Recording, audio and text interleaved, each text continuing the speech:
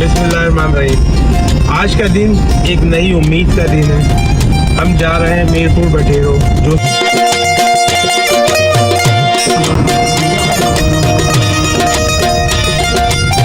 हमारी ज़ेबुन्निसा welfare foundation का मकसद है कि हर उस जगह पानी पहुंचाना जहां के लोग इस मेन बुनियादी ज़रूरत से महरूम हुए हैं, जहां रोज़ाना सुबह शाम एक पानी पे जंग होती है।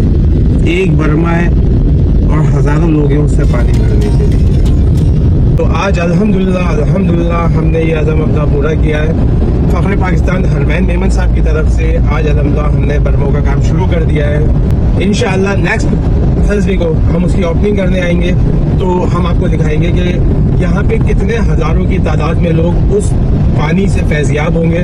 और ये वो सदक़े जारिया है कि आप अपने मरहूमीन के नाम से, आप किसी के भी नाम से लगा सकते हैं। जब तक 2 साल 5 साल 8 साल जब तक वो पानी लोग उसमें से पी रहे हैं, आपको सवाब मिलता रहेगा।